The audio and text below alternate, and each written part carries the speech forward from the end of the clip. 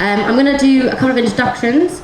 So my name's Saskia, I work for the Green Grill, and I kind of work within their marketing. And then we have the wonderful Sophia, who is is it UK and European champion? British and Commonwealth powerlifting champion, which is, can we get a woo for that, please? Because that's pretty amazing. Exactly. And then we also, it's gone off again. Harry. Oh. And we also have a broken mic. I'll just hold it. And we also have Aaron, who is a PT and qualified nutritionist.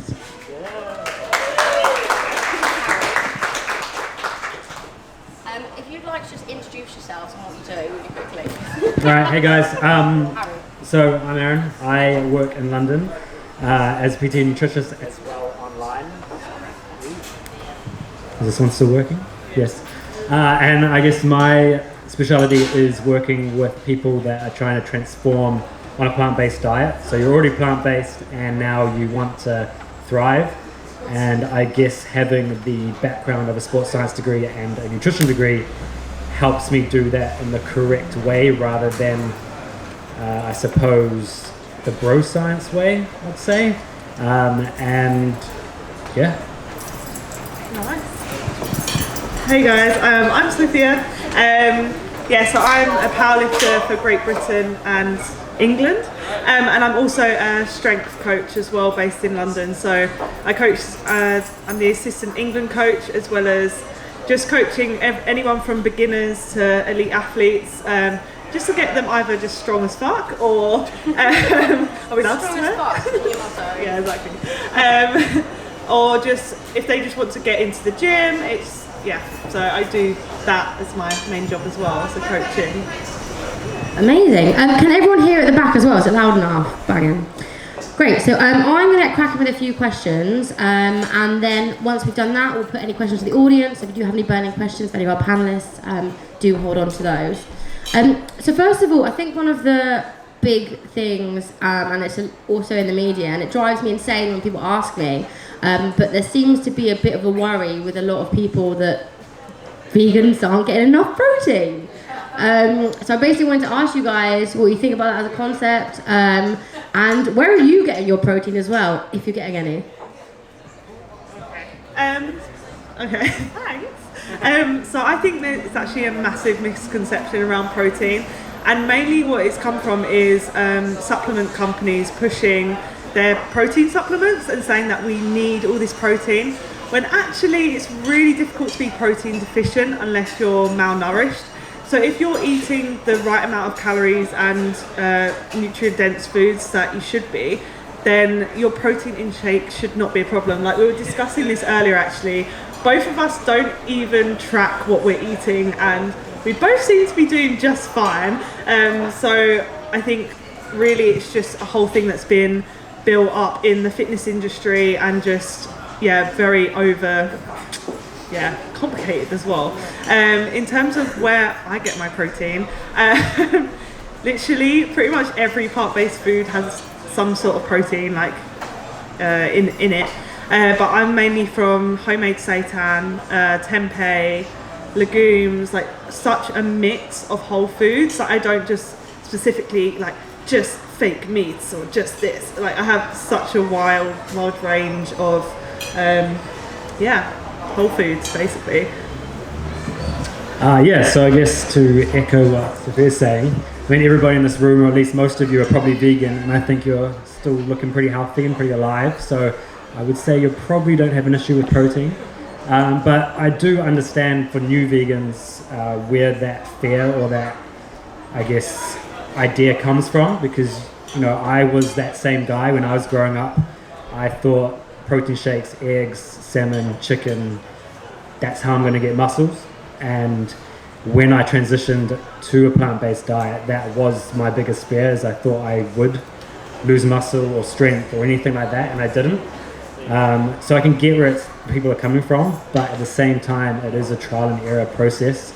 And we can talk about absorption rates, bioavailability, amino acid composition of animal foods, plant-based foods, but at the end of the day, if you're getting enough calories, like Sophia said, you're going to be fine. You're probably going to get, I put my own food into, like a very basic version of my own food into Chronometer, which is like an app that you can track your food. And all my BCAAs, I had double of everything without even trying. So I think, yeah, the next question is, am I getting enough protein? And then am I getting enough of the right amino acids? And the answer is yes, unless you've got some sort of gut issue and you can't absorb certain things. But for 99% of the population, I think you're okay. And where I get it from is, yeah, whole foods. So I think the only thing that I would probably have that's not a whole food is straight after a workout, I'll have a protein shake, which is just because I feel good having that. And it's mainly because there's banana in it and it brings up my blood sugar. But other than that, whole foods, plant-based whole foods, same as probably most people here. Thank you. So something you just said actually leads me on to my next question.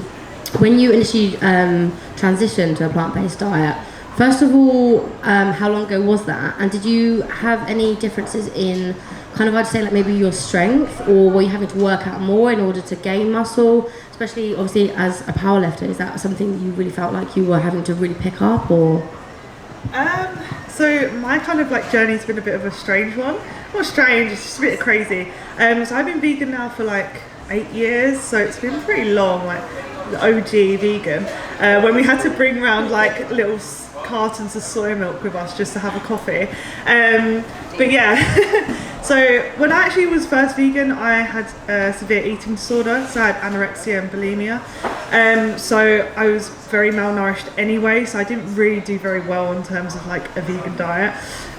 But then I started powerlifting 2 years ago, and I actually found that like alongside resistance training, because I wanted to get stronger, obviously, that came with sorting out my diet. And then I built a better relationship with food, with the training as well.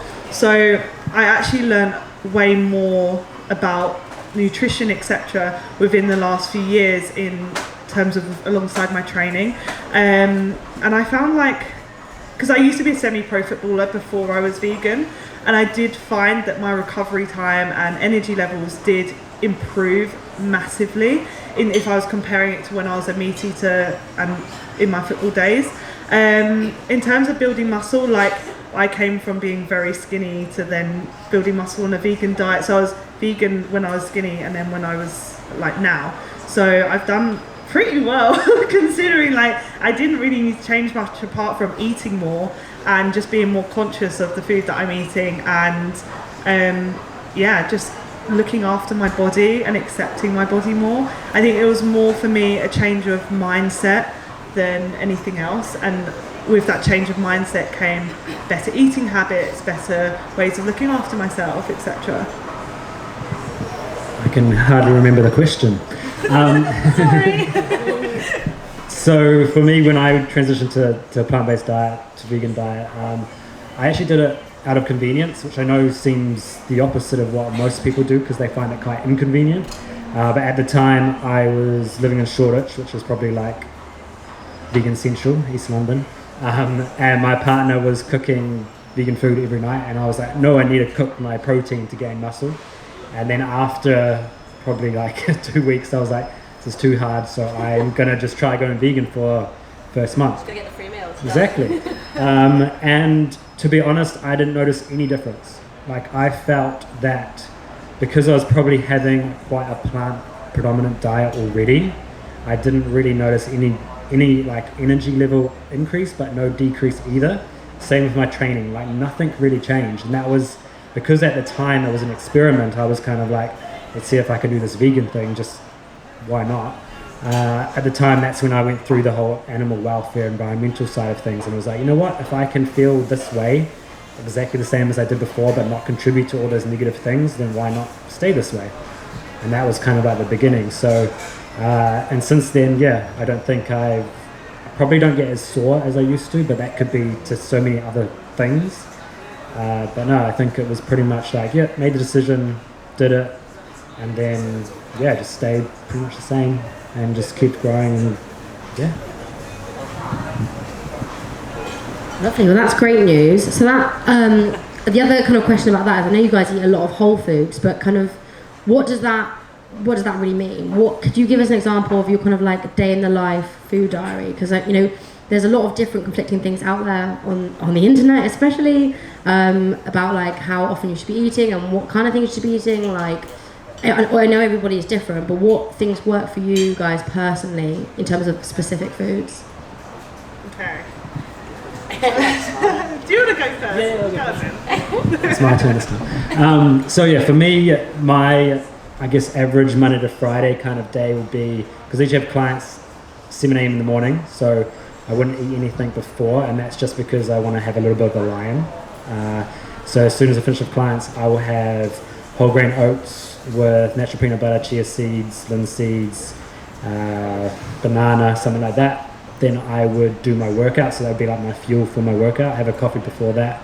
And then post-workout, I would do the shake, go home, make my lunch, which would probably be like today I had like a pretty massive falafel wrap, which had like 20 different kinds of veggies in it. And then other than that, I would probably have maybe like a bean or corn or something. When I say corn, I don't mean the mock meat corn, I mean actually the real corn.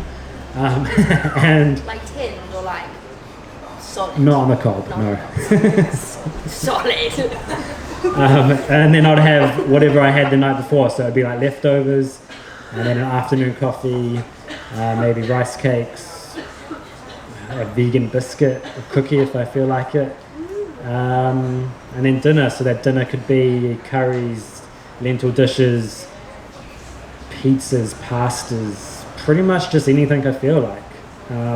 Those merchant kitchen lentil things that have come out, they like save me on some late nights. Where are they?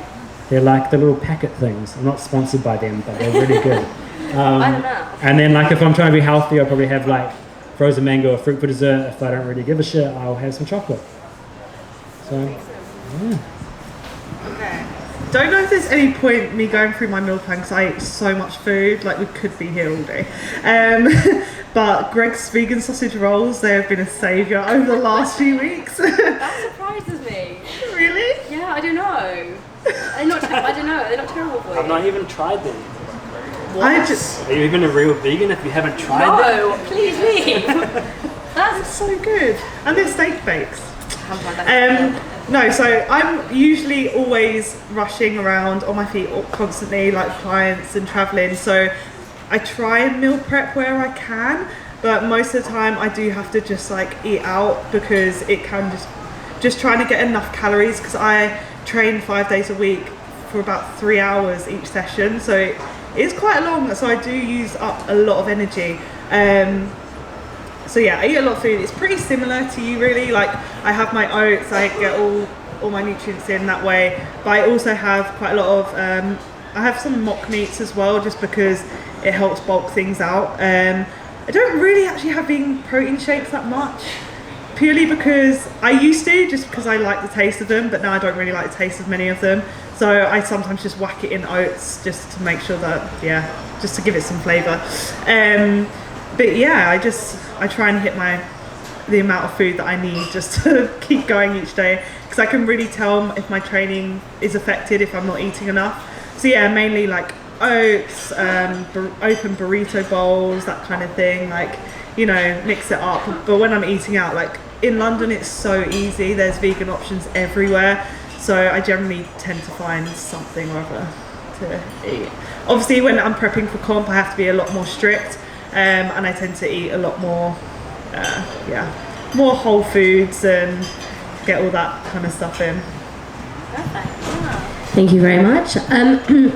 Another question I think that a lot of people are worried about is potentially things that vegans are lacking in their diet when you go plant-based. I know that my mum always says to me, B12 though. So stuff like that, like in terms of like supplements, I know there is also obviously a lot of conflicting evidence. I don't necessarily believe there is one right answer either, but in terms of supplements, do you guys take any, or do you recommend people take any, or is there any ones to really watch out for? Oh, okay. In terms of supplements, like yeah, I take creatine, I take vitamin B12, vitamin D, zinc, magnesium. What's creatine? Creatine. So, so it's like a white powder that like your mum might mistake as drugs, but it's actually not.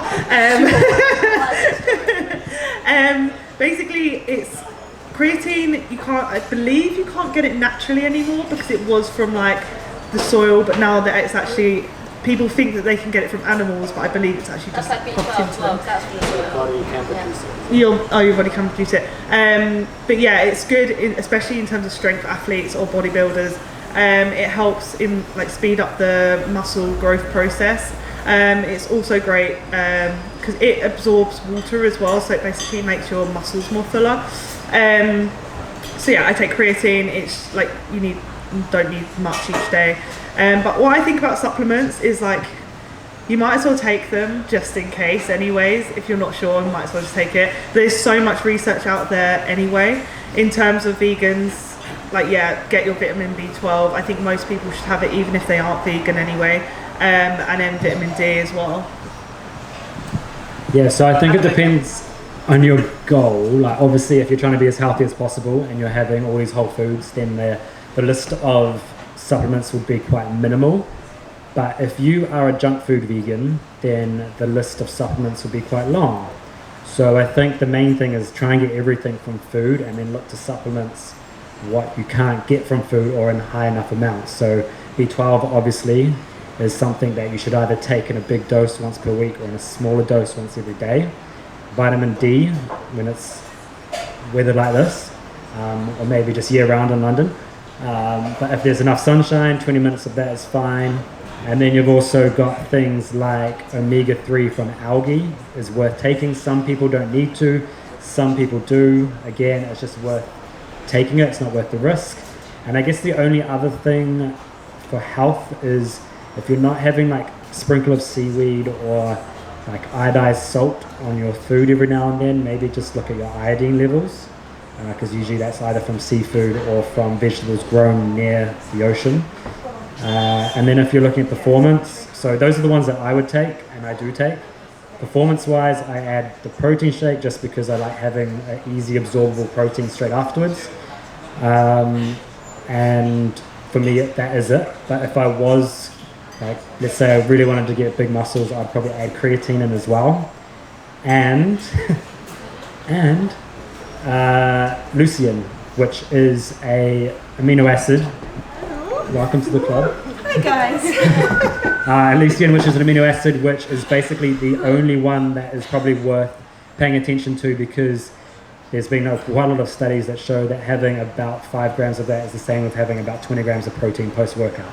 So that's something that if you're like, yeah, I want to get big and muscly, rather than focusing too much on the massive amounts of protein, you could just have 5 grams of leucine post-workout, and that would probably help a little bit more. Should we introduce our new member? Hi friends. Yeah, can we please get a warm round of applause for Tori who's just arrived? This is Tori Ree. She is a representative of Vivo Life and a pro-competitive fitness model.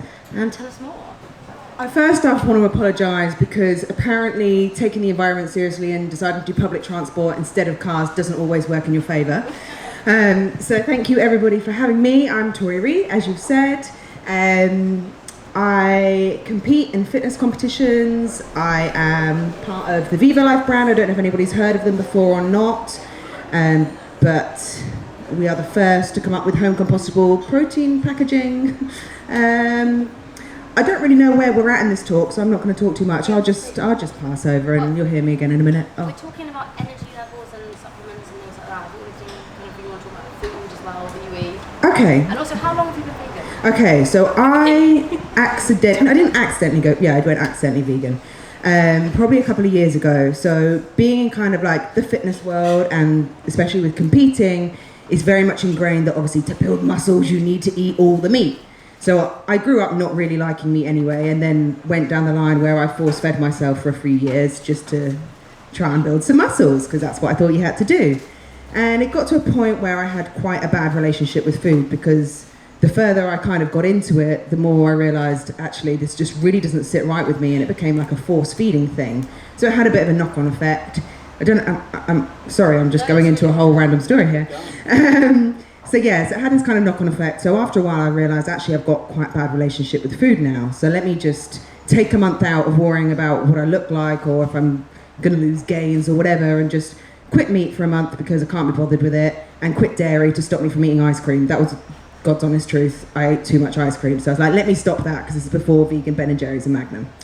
So I went a month, but I swear to God, within 2 weeks, from lifting, I had quite bad knee pain. Within 2 weeks, I could walk up the stairs and it stopped clicking. So I was like, hold up a minute, like, I haven't changed anything else other than my diet. So this kind of continued, and the month had like passed, and I was like, well, to be honest, I'm just going to continue this for a while, because I feel so much better, and my energy was better. The brain fog, you know, especially back then I was in the corporate world, so you'd sit in meetings, and I don't know if anybody of you get this or have experienced this, when you just start zoning out. And I did get caught sleeping a couple of times, so it wasn't really going in my favour. So anyway, I noticed a huge difference. I was like, okay, like, we'll continue, but I was definitely plant-based. I didn't call myself a vegan at that point because the ethical side hadn't really kicked in. So I'm still eating like cheese and stuff. I think that's the hardest for the majority of people to kind of give that final boot. And then it was actually Vivo Life. So I started taking their protein powder just because I realized actually, even if I'm not a vegan, plant-based protein was definitely a lot nicer on my stomach than whey. So I'd started working with Vivo, and they were like, look, we want you to do Veganuary. This was like the start of 2018, I think. So 2 years ago this month. They were like, we want you to do it. And I just started prepping for a show. So I was like, oh, that means I'm going to have to do my prep as a vegan. Like, where do I get my protein from? So I told my coach at the time, and he's like, oh dear, you got me a challenge. And I did, but honestly, it was the best prep I ever had in my entire life. And I just never went back, because once I'd started prepping that way, there's no point in changing it. It was working. And yeah, continued from there, really. Ta-da! Lovely, thank you very much. So another question I want to ask, I don't know if this is particularly relevant, but I think it is kind of fitness and health related, is fasting. Where you guys stand on that, whether or not you engage in it, and what your thoughts and recommendations are. I know that like I started fasting kind of intermittently maybe about like 4 or 5 months ago, and it like totally changed my relationship with food and with my body, and kind of everything just started making way more sense. So yeah, it'd be interested to see what you guys think and what you recommend. I feel like I'll have a very different stance on fasting to maybe other people, just purely because it's like, what's your reason for fasting? And I know I have a lot of friends who really thrive off fasting, but for me as a strength athlete, it really is complete opposite. It's very detrimental. Well, not extremely, but it doesn't help my training at all. If I go into a training session having not eaten, I just feel weak, and trying to deadlift like 190 kilograms not eating is just not going to work. I'm going to feel like lightheaded, etc. But I do fast I guess you could call it fasting, like, so I do water loading and water cutting before a comp to make weight for competition, and during that time when you're water cutting, you can't eat or drink anything for about 16 hours during that time, and I feel like shit, so I do not want to fast at any point. But it'll be interesting to see what other people do say about the fasting, because I have heard a lot of good things about it, and I know it does do wonders with other people. But where I am at in my sport, it isn't going to benefit me in any way, I don't feel like. Yeah, I think you mentioned an important thing is the reason why you're doing it. A lot of people probably do it because they think they're going to lose weight, which in theory makes sense. You skip a meal and you would hopefully eat less calories and therefore create a calorie deficit and lose weight. But what can happen is they just eat too much food on those other periods of eating, and that can lead to disordered eating and other things. I would probably say that fasting is near the end of your priorities if you're trying to lose weight, not at the beginning. Like focus on decreasing total amount of calories, focus on whole foods, exercise, sleep, that kind of thing. My personal experience of fasting is probably just sleeping, like from I guess like 9 p.m. or 10 p.m. until the morning. It's just sleeping. I like breakfast too much. I've had people, gut doctors on my podcast, and ask these exact same questions, and I've said the research shows that if you're going to benefit for health reasons, it's actually better to fast kind of like from like have an early dinner and then fast the night before you sleep, wake up and then eat food, rather than the other way around, which I think is what has become more of the popular thing. From a health point of view, there is those benefits, I think, of having your cells to rest, letting your gut microbiome to rest, and I think there probably needs a bit more research for that. At the same time, there's obviously people that do very long water fasts, and I would recommend, if you're going to do that, talk to a doctor, be medically supervised if you're going to do anything longer than like 3 days, because I mean, food is supposed to like fuel us, make us feel happy, and if it's doing the opposite, I'm not sure a fast is going to help that. It might hurt that. So I would kind of address the reason why you want to fast and focus on that before you do the fast. Does that make sense? I'm glad I've got someone with the technical piece before me. For me, I intermittent fast. I've intermittent fasted for probably about 18 months or so. I normally have a fasting window of around 16 hours, and personally, I thrive off it. I found, again, from a gut point of view, it's been a lot easier for me with digestion, etc. Clarity and like brain and focus, that's been a lot sharper. And I just find it's easier for me to structure my days. The only time I actually stop it, which is funny because you say a lot of people do it to help them with a calorie deficit, to help them kind of end up just putting themselves into having bigger meals rather than spreading it through the day. But when I'm cutting, that's when I actually have to remove intermittent fasting, because all of a sudden it's too much stress on my body and it actually starts doing the complete and utter reverse. So I found when I was trying to like lose weight for my shows, I actually had to have a lot more regular but just smaller meals. And I think you're completely right. If it's a case of you've got a bad relationship with food and you're trying to just keep those big meals because it's like a mental thing, then address the mental thing. Don't go with intermittent fasting. That kind of fasting is great if you feel like you thrive off it from a health perspective. But yeah, I wouldn't recommend it from just trying to allow yourself to have bigger meals.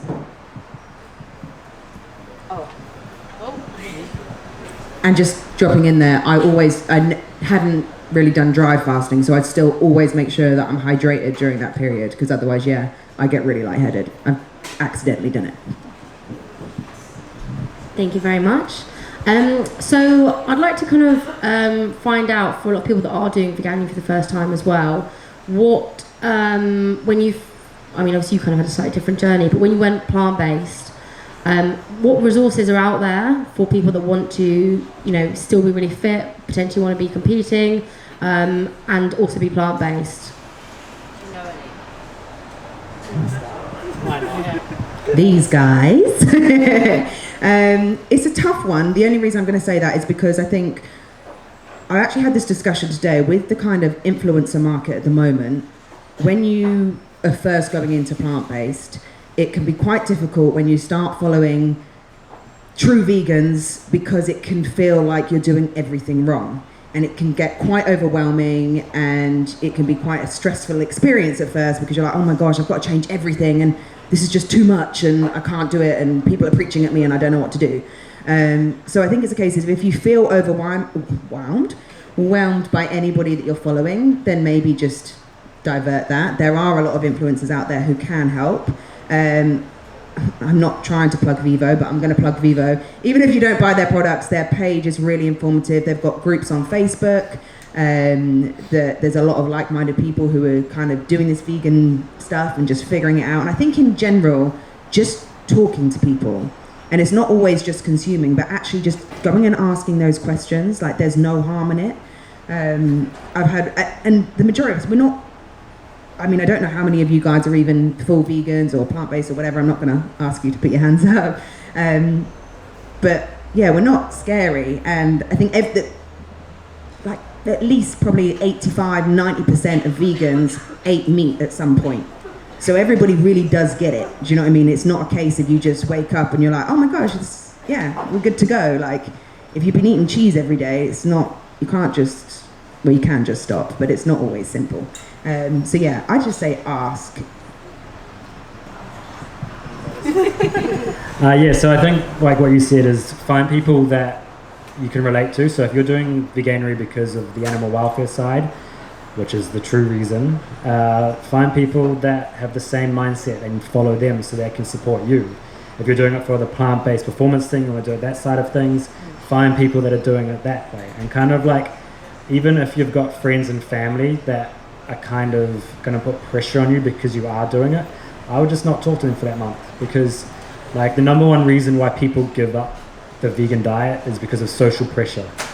So if you can surround yourself with people that are like-minded, then that's going to mean basically you're more likely to succeed.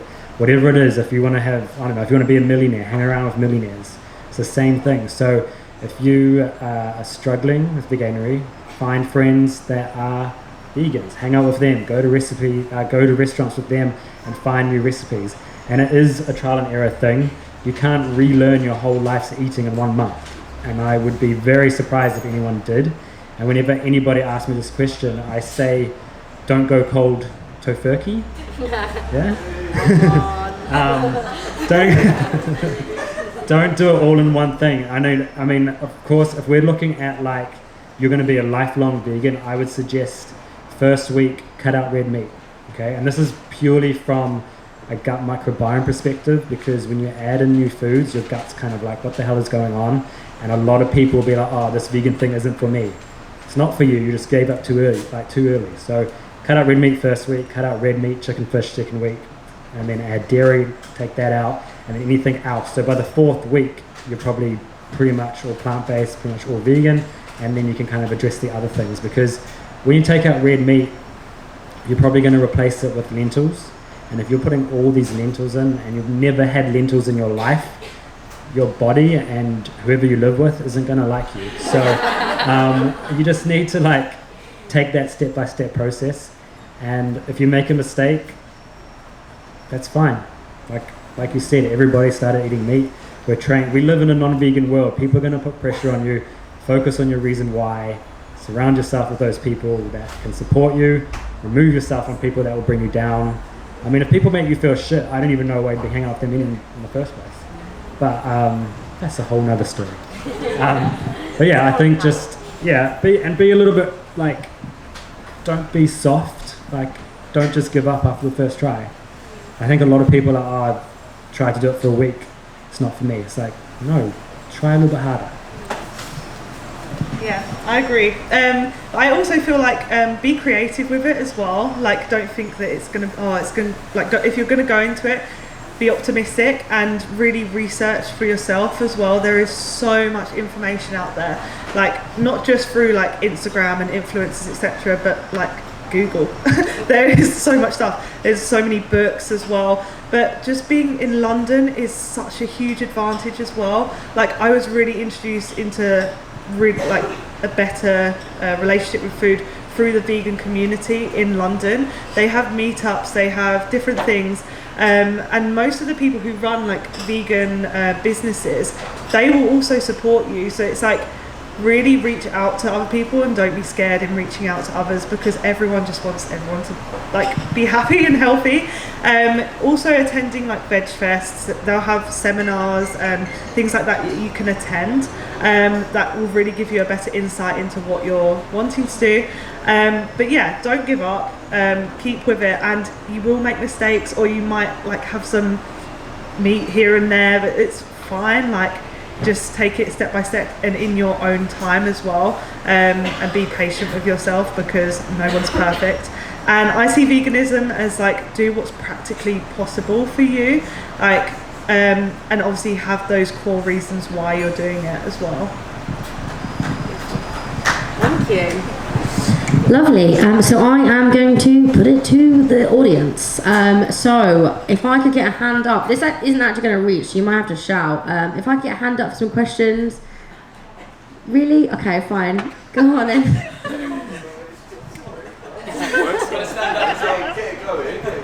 Come on then. Stand on the bench. What do you recommend for breaking a fast? Because, Your favourite food? Pizza.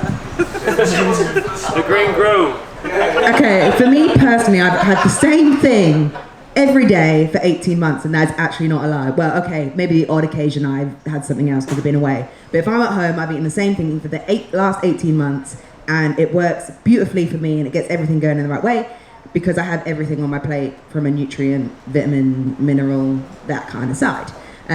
So I use Vivo. Plug in again. I have a scoop of Vivo, and I'll normally make like a smoothie bowl. So I'll get a banana in there, I'll get some frozen berries, I'll put plant-based omega-3s in there, some hemp seeds, blend it all up, bit of almond butter, some more frozen berries, some granola because that's my krypton, and then I've got everything covered. I've got all my bases covered. But I think for me, apart from my granola, although it's homemade, I tried to go for like a whole food kind of option. I wouldn't go for anything processed when I'm first kind of breaking my fast. I want something that my gut is easily gonna kind of deal with. Another thing, fruit is just always a great point, like watermelon, something like that, get you hydrated. But yeah, also make sure that you have drunk water whilst you've been fasting, or at least have that as the first thing before you eat any food. I mean, I don't really fast, but my breakfast, like I said before, similar to yours, is just more about the whole oats. You're getting complex carbohydrates, simple carbohydrates, fats, protein, everything. Well, yeah, your breakfast is breaking the fast, right? So, breakfast. I know, right? Yeah, so I normally have something that's like easy. I would, if I was fasting, I count my sleep as a fast then, would be something that's easy digestible. So I have my oats and, yeah, like granola, whatever, with almond butter and seeds, etc. So, yeah, something that's easy digestible and like have a glass of water as well, like stay hydrated. Can I get another question, please? Yes. Hi, thank you so much. I often get the question about like gymming and if you want to lose fat and gain muscle, does it matter kind of like how much calories you eat and stuff like that? I'm just curious to hear what you think. Be a competition? I was going to say, you as well, I guess. Yeah. I mean, if it's just a general lifestyle thing, then I think it's quite easy to get an idea of kind of how much you're eating versus how much your expenditure is, right? And if you don't know this, then I'd recommend something like Chronometer or MyFitnessPal, and just tracking the general foods that you eat in a day, just so you have a rough idea. And then you're I'm talking very basic, by the way, here. Like, if you wanted to go into more detail, I'd always advise getting a coach or a nutritionist. But yeah, like, you're going to need to be burning more than you're taking in. But there's always running that risk of don't starve yourself either, because then you're not going to be able to perform in the gym. So yeah, you would lose muscle mass if you're just going to starve yourself. That's really high level because it can get quite technical. And it does get technical, but... Are you talking about at extreme levels, like keto diet versus like high carb versus low carb kind of levels, or just within a certain range? Yeah, I think with my clients, I would get them to focus on one of those goals that you said first. So if the most important thing of those two for you was to lose fat first, then I'd focus on that and maintain the muscle. So cycle it, because that will happen faster and it'll keep you more motivated because you actually see results. And then once you've dropped your fat, focus on the muscle side of things, because again, that will happen faster, you'll see results.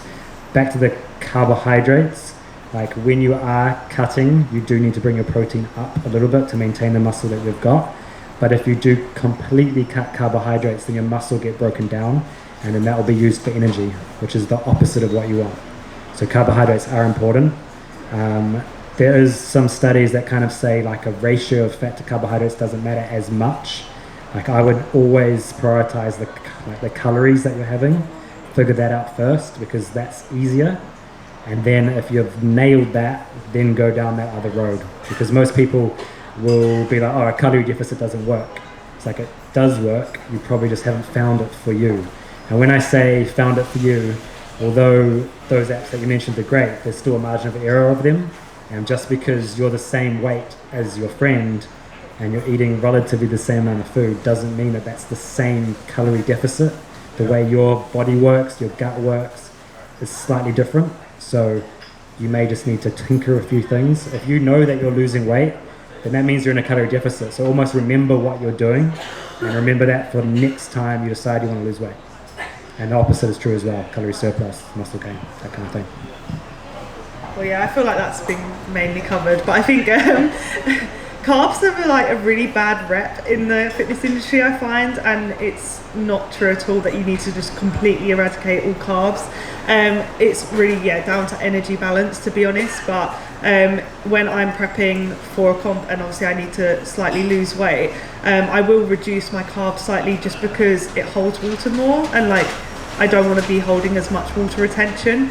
And yeah, it comes down to just water weight at the end of the day. But yeah, it would just be, it's personalised for each person, right? So you just need to track yourself and see what your total daily expenditure is, and then go from there, and of course run it into what your goals are. Thank you very much. Who is next? Okay, I'm going to go over here first.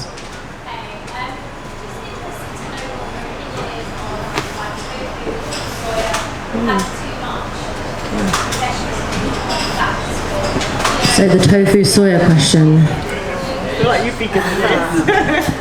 I've been having it for a long time. And having a little bit. So the main thing with soy products is make sure they are not genetically modified, which most of them aren't. Maybe in America you might get some cheap shit that is.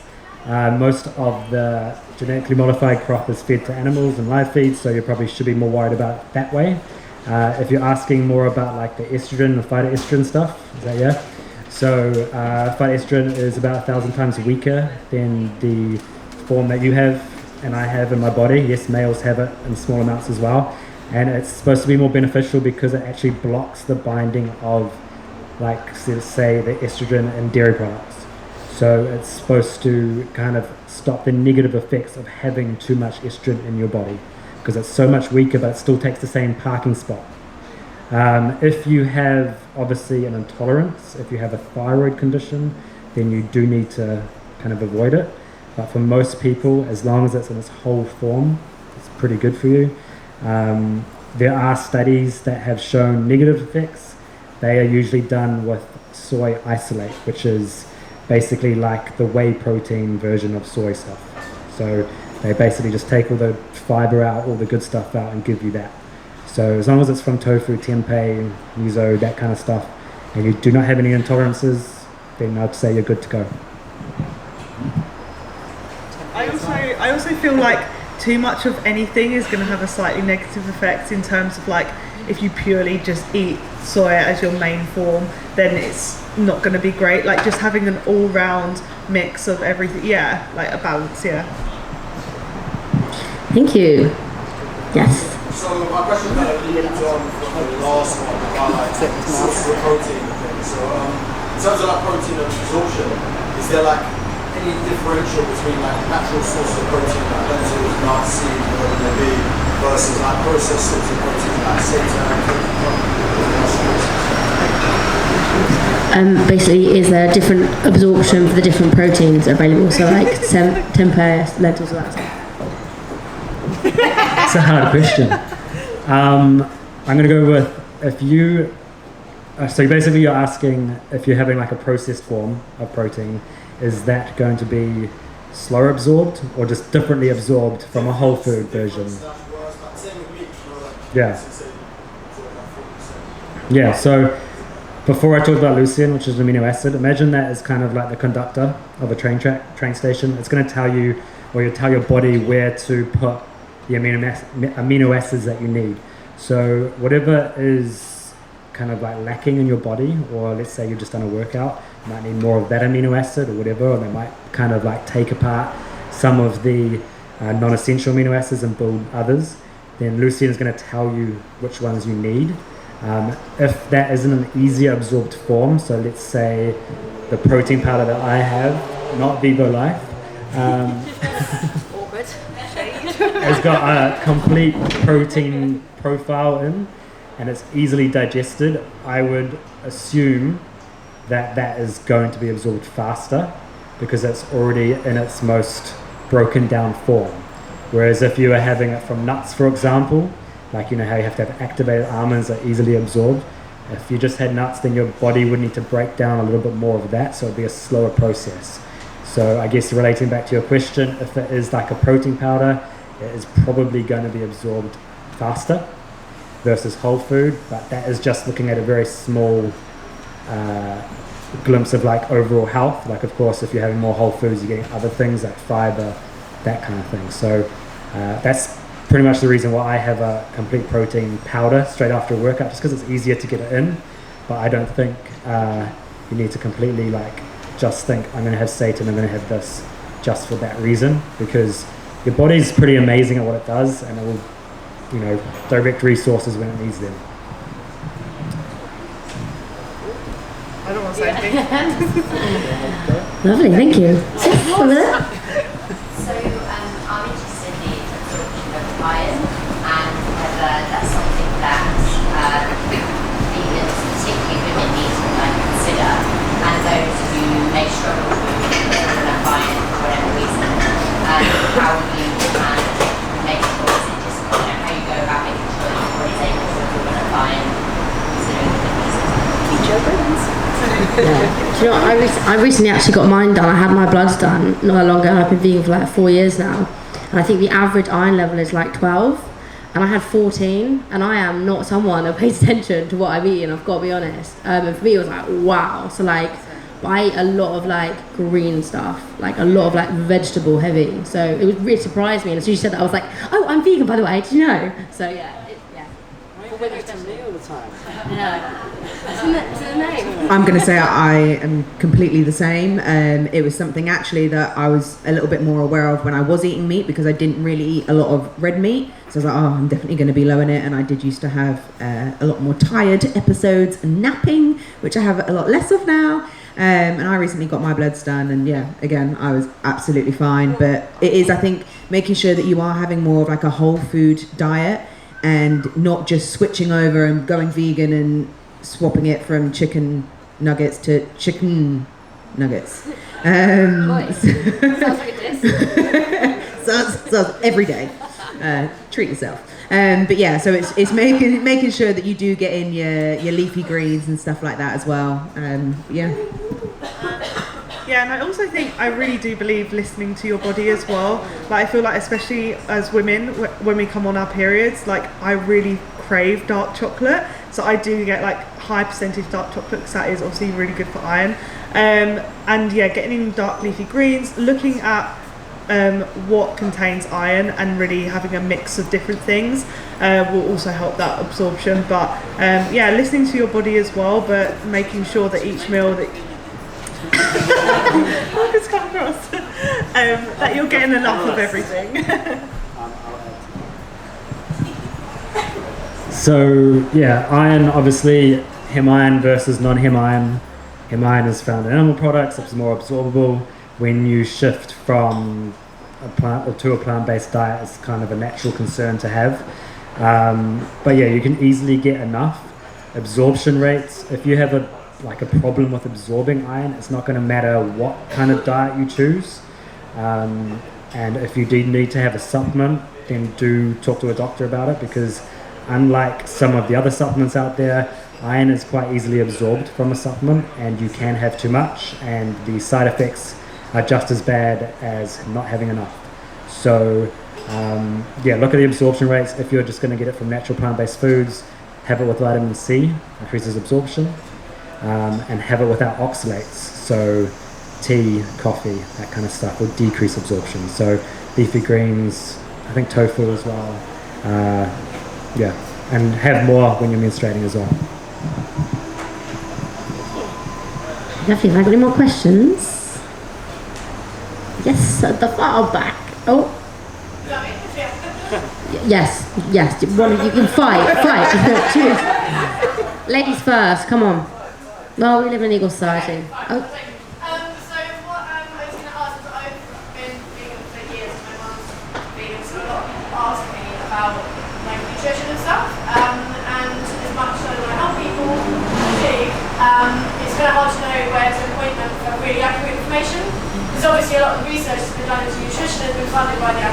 industry.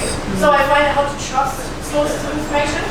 So I was wondering if any of you guys have got like either organisations, charities, recipes, any websites you know that you're like, I can trust them.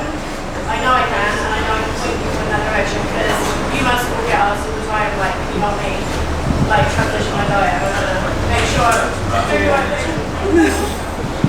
Yeah, it is very tough because even like I've been on numerous different courses, and even then they're still telling you that like dairy is great for you, etc. And it is really difficult. Like, I really looked into it when my dad got cancer because they gave us basically a booklet on what he should eat, and a lot of it was high fat, like butters and cheese and yogurts, and I was like, what the fuck, like this is crazy. So I started doing a lot more research when he got cancer.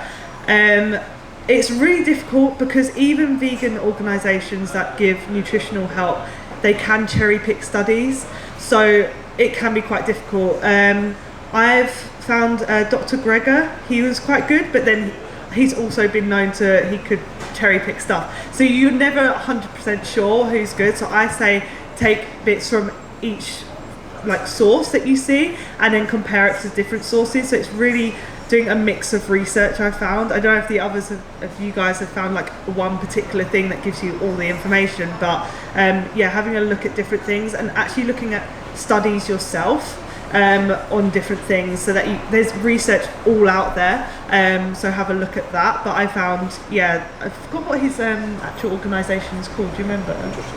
Nutritionfacts.org, that one. It's got quite a lot of information on there. So I'm like a member of a institute.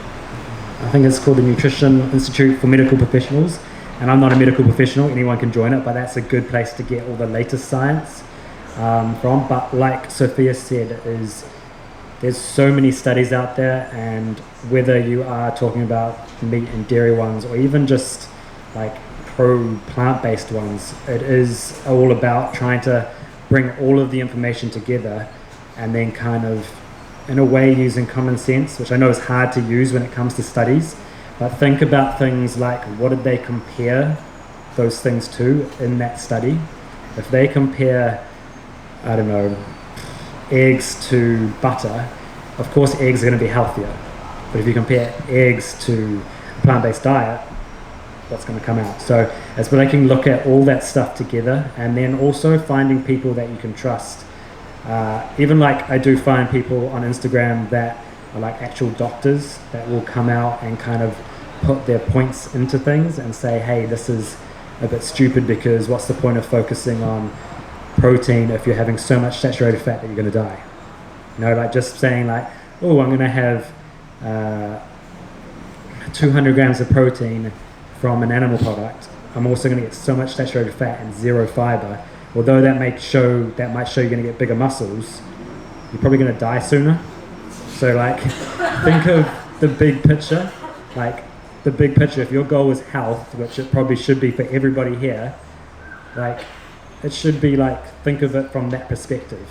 It's no good of like being able to run super fast if you're dead. So, it's true. I'm not going to add any more on those points because I think they're both completely valid, and I would repeat exactly what they said. So I'm just going to take a slightly different stance on it as well, because I think, like you say, that every single argument that anybody has, there's a study for it, right? And who are we to say that's wrong? Because you could get a trustworthy vegan study and you're going to get something that counteracts it, which comes with just as much validity. So for me, what I've found is the best way for people to be engaged and for people to truly like get it is through storytelling. It's through people who have had their own experiences, because you can't get more factual and more truth than that. So for me, I actually met a guy in LA a couple of years ago who had AIDS, and he was told he had like 2.5, 3 months left to live. And this was just before I met him, in all fairness. This is probably about 8 months prior.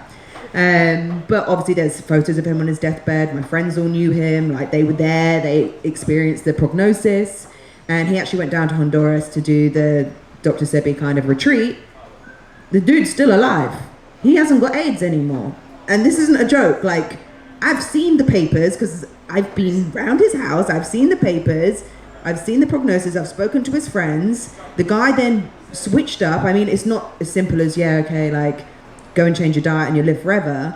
But like, food is thy medicine. It's a real thing. So for me, I was able to witness this guy as the epitome of health. I swear to God, his skin is almost golden. He does live in LA, so it helps.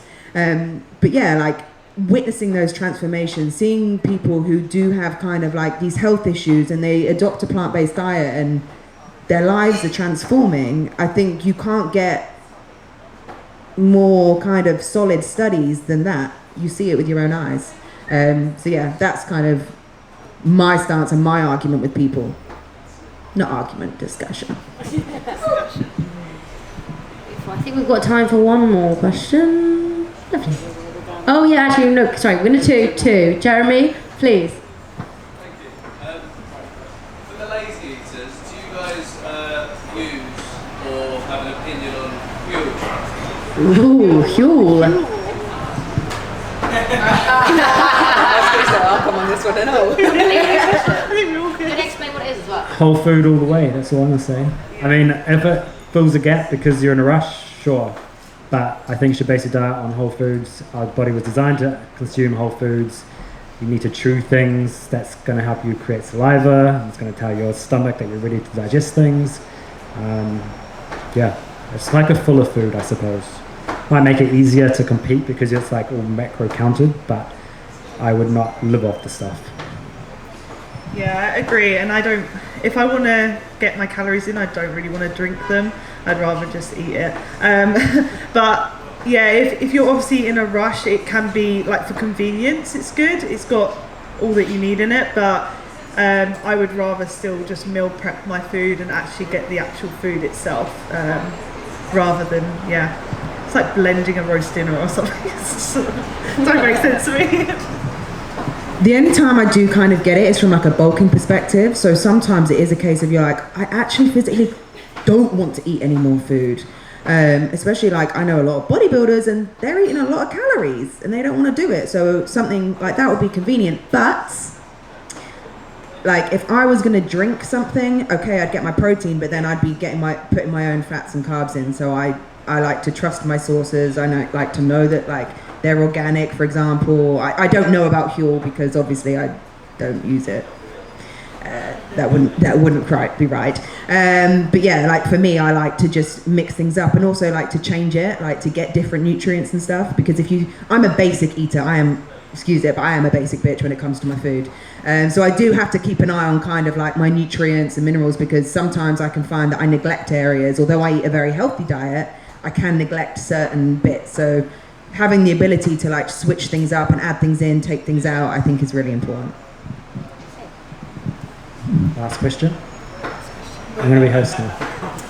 You can come back. How should you focus on quality?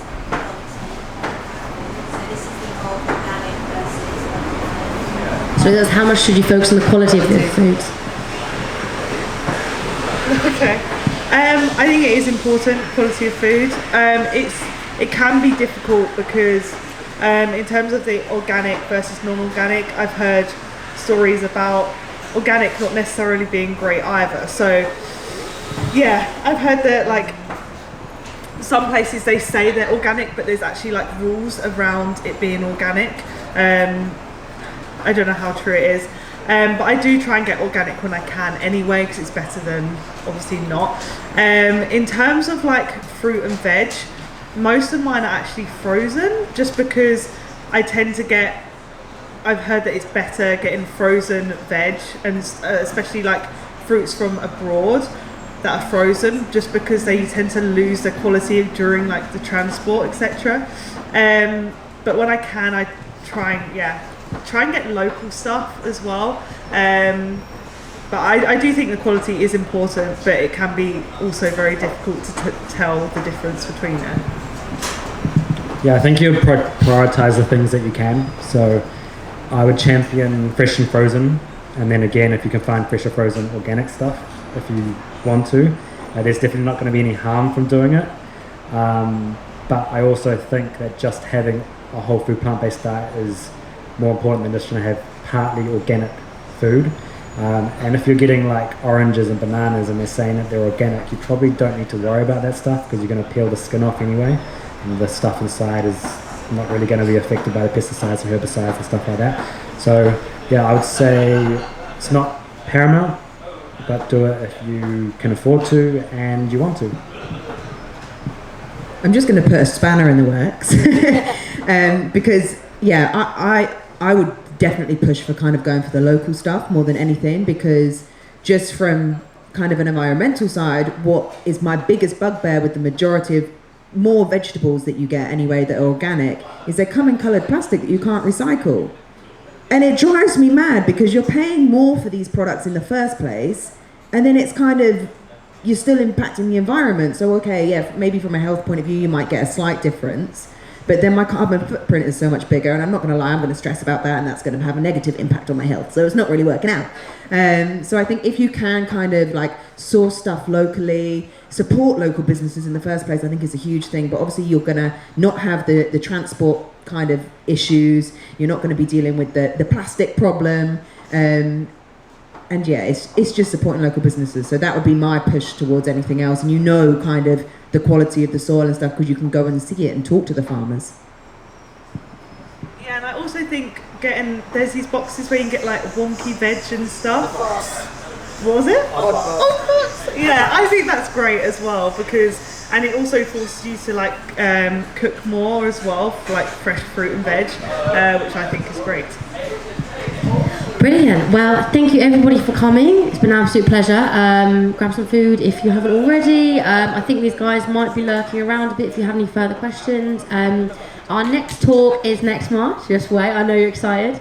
Our next talk is on the 12th of February, and it's all about vegan influencers and doing it for the gram, basically. So thank you so much for coming. Hope you've had a wonderful evening, and see you soon.